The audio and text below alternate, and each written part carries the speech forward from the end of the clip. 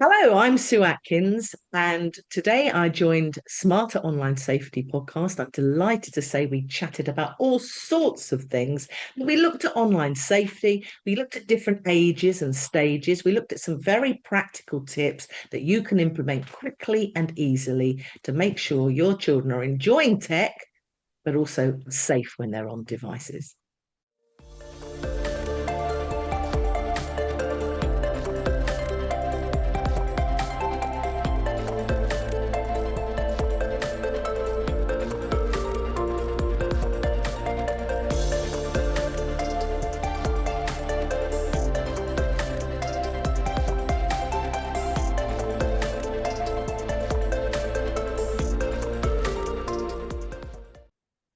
Hello, everyone, and welcome to the Smarter Online Safety Show. I am Jocelyn King, the Queen of Online Safety, and I'm your host. And I am so excited. We've got a great topic for you today. And we have Sue Atkins. Sue is an internationally recognized parenting expert, author of multiple best-selling books, and a sought-after speaker. She's been called the new Mary Poppins for the digital age because she helps families thrive in the modern digital jungle. She has over 35 years experience as a deputy head teacher in the UK and is a parenting expert for ITV's This Morning, BBC Radio, Disney Junior, Good Morning Britain, and India's Parenting World magazine. She's helped thousands of parents and child caregivers overcome the challenges of today's world to create happy, positive kids and relaxed, confident parents and caregivers. And we've spoken a lot on this show about how to guide kids through being safe online, how to recognize cyberbullying, how to recognize signs, and how could parents and caregivers be relaxed and yet still be hands-on, and how can we help our young people? So, Sue, thank you so much for joining us. It's so great to have you here. It's a pleasure to join you, and thank you for the introduction. That's great, coming to us from across the pond. And I love this very much because one of the things we've alluded to, but really haven't broken down until now, because everybody either has kids or has kids in their life or has friends and family members with kids. And, lest we forget, the next generation and below that are the ones who are going to be caring for us as we're older as well. And helping them stay safe and sane is so important, not just for their sake, but for the family's sake and for our, community and society's sake. So we really want to help people, especially in this modern age. We teach our kids to look both ways before crossing the street, not to, take candy from strangers. But the internet and the digital jungle, as you call it, which is so aptly named, is we don't have standard learning for that. And so learning those equivalents for online is so important. So I wanted to start by asking you, when we talk about children and adolescents and everything, it's not a one size fits all. Obviously, there's different ages. I think you characterize that there's four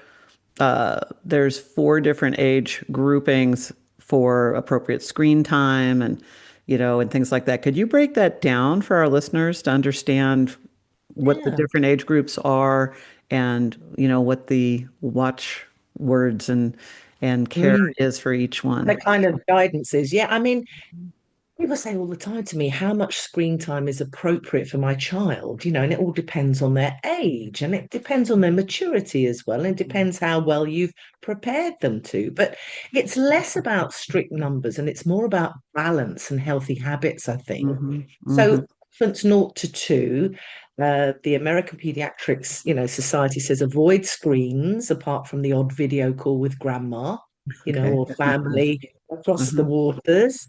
Hmm. Preschool, 3 to 5, only 30 minutes to 60 minutes maximum of high quality, flow, and gentle content. Is Because that per there's a, day? 30 to 60 minutes? yeah, yes. Okay. I mean, Hmm. for me, the less is more, Right. really, to be quite Mhm. honest, because you are building habits. Yeah. And of course, if they just automatically keep getting the phone, if you're in a restaurant, you haven't Hmm. even perhaps put your privacy settings on it. And there's a report just released here in the UK where very young children are being exposed to very inappropriate content regularly because Right. sometimes it's not a parental problem in the sense of you're not being vigilant. It's just that your phone just pops up and off it goes and they click or they look. And of Right. course, once you've seen something inappropriate, you cannot unsee it. Right. And then for school age kids, which is sort of 6 years old to 12-year-olds, it's sort of recreational use with plenty of breaks. I often talk about sort of 20 minutes if you're online, 20 minutes off. Again, it's the That's good rule. content. Get up and move is the other Hmm. thing. So many children are passive. They're watching and they're passive, and then the time has gone. You're very busy doing the laundry or doing the dinner or whatever you're cooking, and you forget, and then they're on autoplay. So some very simple things: turn off autoplay on all the devices so that they don't keep on going in a loop, because I'll pop the adverts again that can be Hmm. very inappropriate. Right. When you got to the 13 plus, where they're going to try and get round, if you call them parental controls, if you're a teen, what are you going to try and get round? Oh, Gonna I try want to to get get around round those. my parent. Yeah. Call them privacy settings. And I always say, let's do this together. And I'm Hmm. not being a fuddy-duddy. I'm not being an old person trying to spoil your fun or punish you.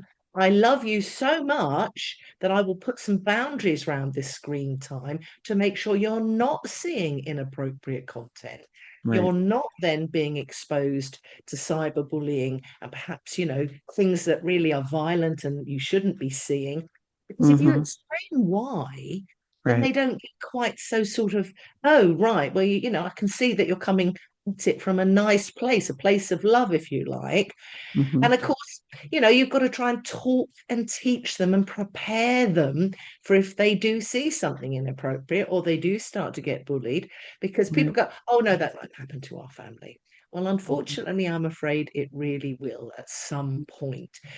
The big thing for me about all of the ages is that you don't get angry and you don't get sort of flustered.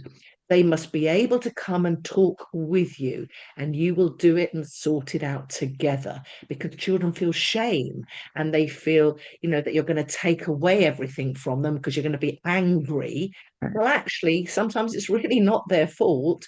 But Right. if they know they can come and talk with you, I think connection and communication is vital. That is so true. And I think, what you were talking about was letting them know you're doing this because you care. And I love the idea of calling it privacy settings instead of parental controls. I think too, probably combining this with just safety in general in life so that they see it as one whole thing is good, that you're helping protect them, whether it's from, not to walk down a dark alley or not to have certain or to have certain settings on your phone so you're not getting the digital equivalent of that. I love that you're I mean, making it about you know, care. Hmm. yeah, because Jonathan Haidt talks about that what we tend to do is overprotect them Mm, in the real world right. and underprotect them online. So we need to Hmm. make that shift. You talk about seat belts, you talk about not eating junk food and too much sugar. So now we need to start putting in some firm, fair, and consistent sort of boundaries around technology, screens, and devices. And it is a challenge Hmm. worldwide. And also, it is a challenge because during the pandemic, so many children were given homework and assignments Right. online. So Hmm. ed tech is another whole area. And I Hmm. talk to a lot of schools because, of course, there's this homeschool communication that needs to be taking place. It's not us and them. I've actually written a talk that I'm giving. It's called the, third place parenting, because it's home, school, and digital. Everyone's Hmm. trying to navigate. So it's not easy, but it's important to have these conversations. That's true. And you're a mom yourself. You do Oh, two yeah. children, right? They're grown now. It's two. They're grown, and my daughter got Yeah. engaged a few weeks ago. So Oh, how that's exciting. very Uh-huh. exciting. 26 is going to be exciting. So, That is yes, they're great. grown. And we Right. had challenges too, but it wasn't quite like it was now, where they disappear into bedrooms on their own, don't they, with their own devices now. Hmm. We used to have it where the computer and the device was sort of in the utility room, and I would sort of wander around opening up the fridge and looking over shoulders and Right. keeping an eye on it. Whereas Right. now, you've got to have some sort of guidelines around it because they're upstairs gaming. And I don't know if you saw Adolescence, the drama that Stephen Graham was in, because I remember the mother said, oh, but we thought we were keeping him safe because he was in his bedroom. And of Mhm. course, that's just not the case nowadays because you don't know who they're talking to. Right. The latest statistic I saw is that there are 500,000 online predators online at a given time out of the 8 billion people on the, well, not all 8 billion have access, but out of all the 8 billion people on the planet who have access to the internet, there are 500,000 known online predators online at any time. And of course, they don't look like online predators. They look like other kids. Yeah, They're in the gaming room chat rooms, and they yeah, can be any age or gender, and they could be and they are disguised to look like a peer yeah, of the child that you want to help protect. And I think that's the hard. It's hard for adults for us yeah, to comprehend yeah, that. For romance scam, I work with adults who have been romance yes, scammed, business yes, scammed. yeah. You think you're going to recognize it and you don't. So if an adult with a full formed prefrontal cortex and life skills and hard knocks knowledge and all of that has trouble, you can understand why it would be hard for kids and for adolescents. And I think also you brought up a good point that, from 13 plus, I mean, every year, between 13 and 20 even is a significant, change. And I think autonomy is so important. So giving them, at that point, you're really teaching them how to protect themselves more and more and giving them more freedom, right? So that's why Exactly. the education's so important. It is because actually it's like anything with children. Mhm. You put boundaries in and rules around all sorts of things, brushing Right. your teeth, not eating junk food, because eventually they've got to Mhm. learn to self-regulate. It's a bit like riding a Right. bicycle, stabilizers on. That's Right. our job. And we are there to be their parent, not their friend. And Right. I've noticed there's this kind of wanting to be, liked by your kids. You don't always have to be liked by them all the time. They may not like a decision that you made, but if you've made it from very good intention, and they will look back eventually and thank you for that. They're not going to thank you Right. there and then, but Yeah. it's tone of voice, how you say it, how you set it up. Because Hmm. that number that you've just described there is jaw dropping, Hmm. isn't it? Hmm. And Yes. whilst I don't want to just frighten people and leave them there, because Right. I suppose I've been a teacher for so long, I Right. then go, well, what can I do to help you move forward with that Right. into a better place? So all my stuff is all about sort of practical tips, scripts that you can say, conversations you can start, because some people don't know about the dangers, and we need to make sure they do. But Right. some people do, and then go, now what? What do I say? How do I say it? So Hmm. again, all of that is about trying to do it gently, but do it purposefully and make Right. sure people do address it and don't put their head in the sand and say, well, I didn't grow up with it. I don't know anything about it. You've got to. You've got to have these important conversations about Right. porn and all sorts of stuff, haven't you?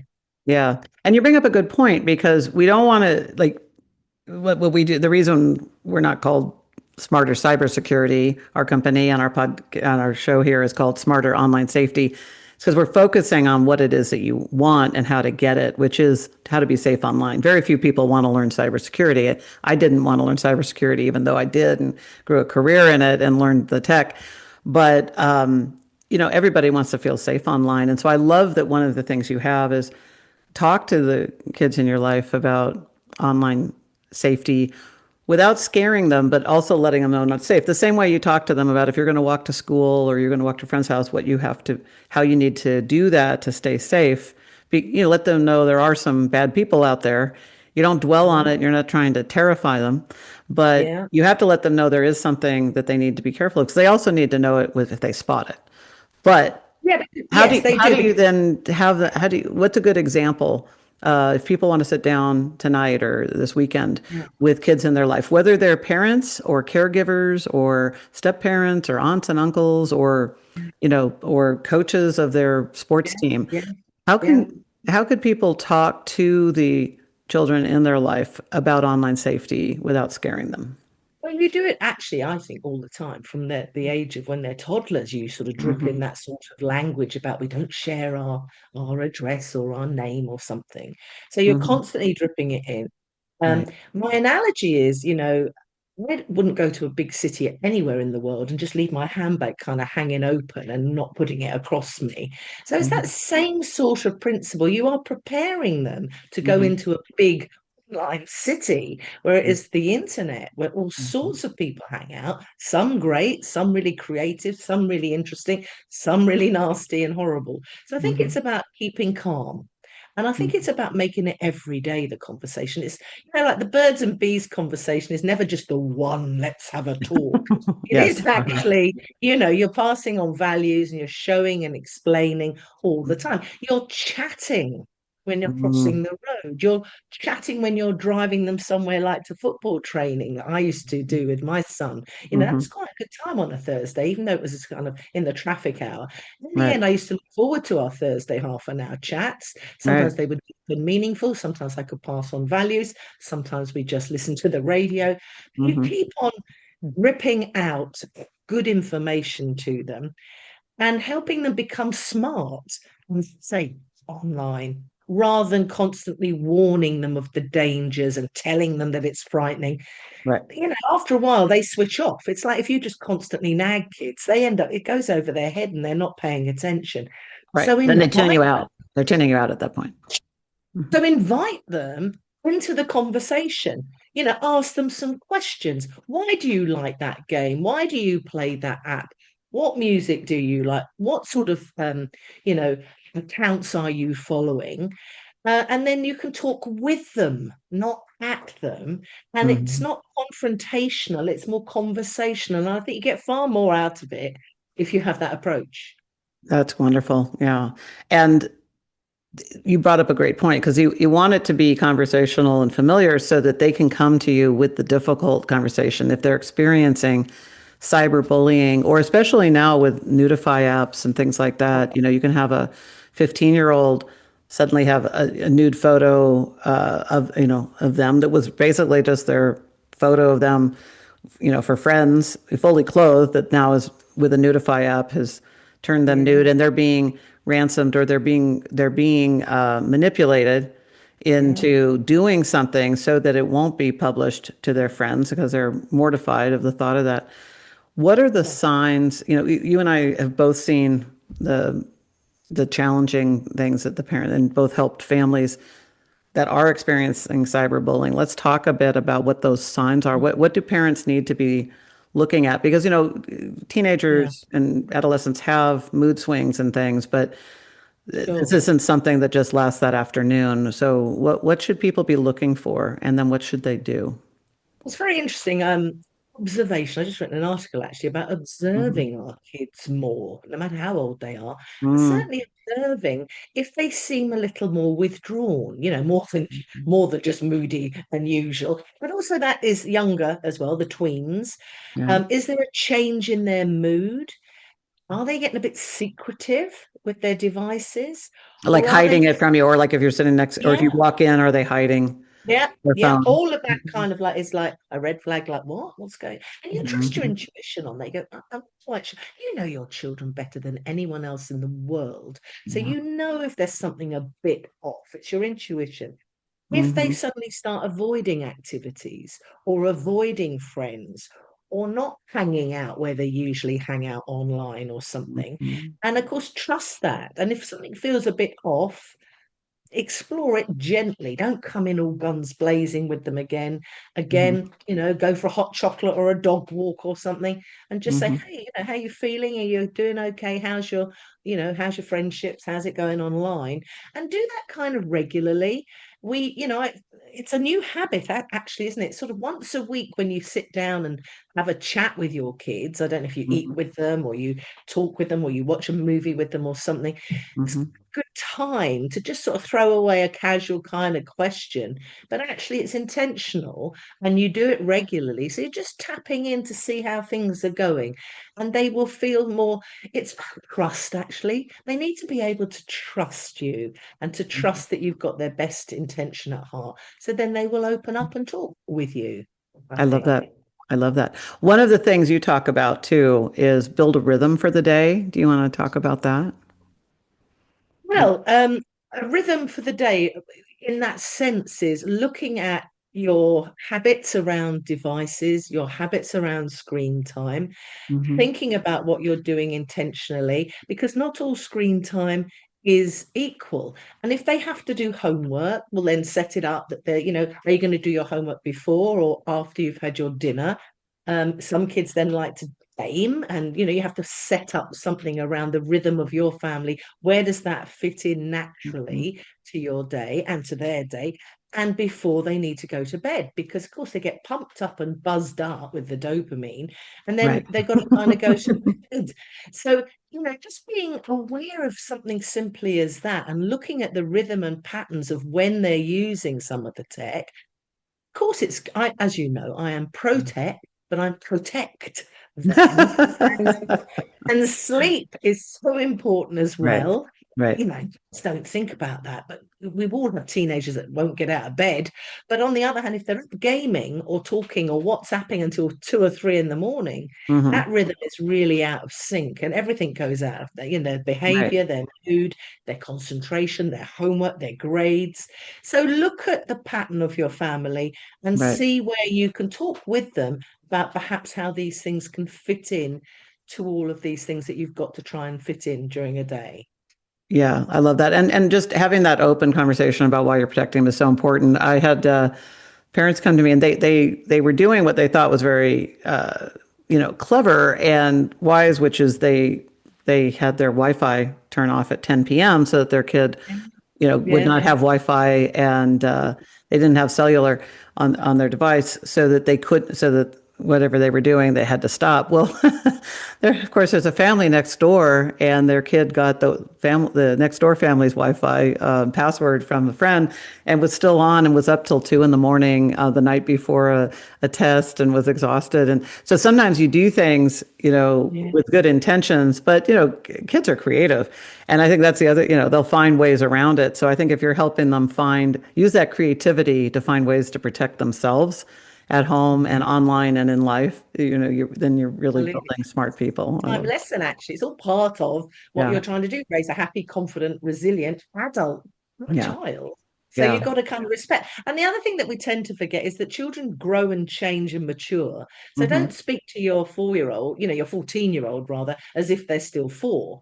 Right. You've got to grow with them and Hmm. respect their growth and their maturity. And you know them very well. And sometimes they're not as mature as they make out. And certainly in the teenage years, they've sort of got one foot in childhood and Right. one foot in being a young adult. And some days they feel quite young, and other days Yeah. they feel all grown up. So you've got to kind of navigate that, without getting cross or without getting overwhelmed as well. But it's all about conversations and helping them be critical thinkers about everything that they're doing.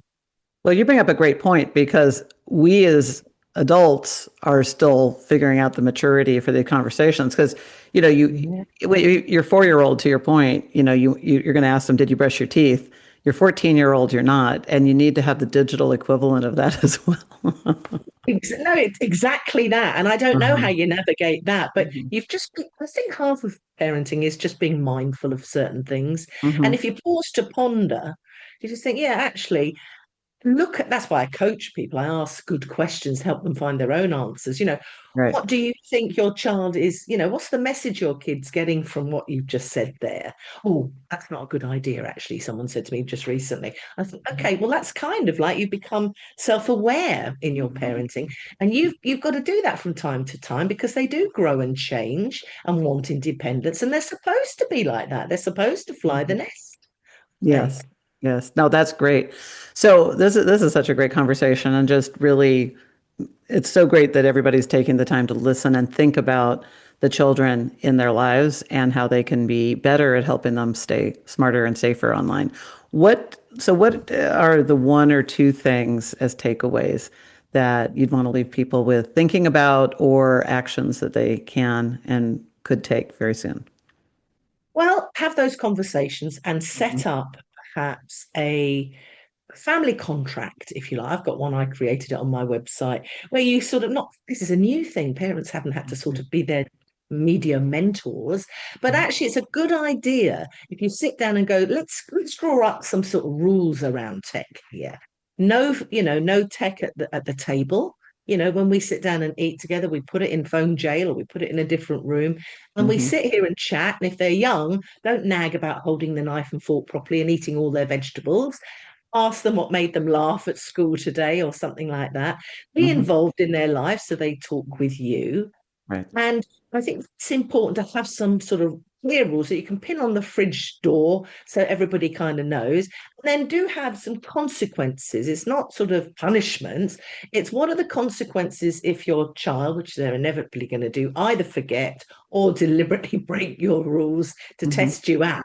What are the Hmm. consequences? And be quite clear, but you've got to be consistent.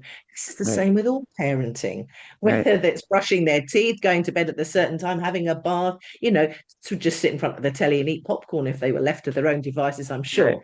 Right. But you've got to have some rules. So some rules around it, have Hmm. some conversations around it, and have some detox things. Now, I'm a great believer in daily digital detox, not this Hmm. whole week away and a whole weekend, and we all go and sit and meditate. That's fantastic. Of course, it's great for some people, Hmm. but I think realistically, in busy families and with addicted kids and addicted parents and Hmm. adults, 20 minutes here and there, it can be Hmm. quite good. Set up some new traditions, like, I don't know, bacon sandwich and bike rides on a Saturday morning, you Hmm. know, early morning. No, let's not start up by opening up our phones straight away before we've even had, our breakfast or, if you're an adult, a cup of coffee. Hmm. And then the sunset thing, think about perhaps, putting them away an hour before bed. So That's hold really some, important for a good night's sleep for any human, adult, child, yeah, anything. It's and all the sleep studies show this. So we're all supposed yeah, to stop online with the blue light and everything an hour that's before we it. go to bed, and we'll sleep better, and then we'll be better Yeah. humans, and we'll feel better. So I think doing Going to that. try and tell that to my husband, who's just retired and actually is scrolling, looking at dog videos at night. And I'm going, what are you doing? Anyway, That's. no, you're right. And we've got to look at that, make sure that, Hmm. we are communicating properly, looking at people in the eye, not always Hmm. constantly. Don't look down, look up. Right. That's my advice. Right. Well, I love that. You've given two great tips: conversation and consistency. That is so great. And that's good for us. It's good for the kids in our lives and so Yeah. important. And Sue, this is you are so chock full of great information for families. Where can people learn more about you and follow you? Well, I've started a podcast called Navigating the Digital Jungle with Yes. Sue Atkins and friends. And the friends are the experts in certain areas. I've been doing parenting stuff for many, many years, but I will bring in a sextortion person who knows all about sextortion or Hmm. AI or cyberbullying. And then we have conversations like this too. And then I give some practical tips. They will give some practical tips. I don't like to overwhelm people. So go and check out my resources because my latest book is chock a block with scripts, how to start those important conversations. People don't always know when to, how to, or what to say. So I make it very practical. So it's navigating the That is digital jungle. perfect. Look, That is so great. Great resources. And you are such a great resource. Thank you for all that you do, helping protect our kids, our families, our society. And thank you for joining us today. This was super helpful. And I'm glad people can get your resources. Please check out Sue. She is just an amazing phenomenon of helping families be stronger, smarter, and safer. And until next time, stay safe out there.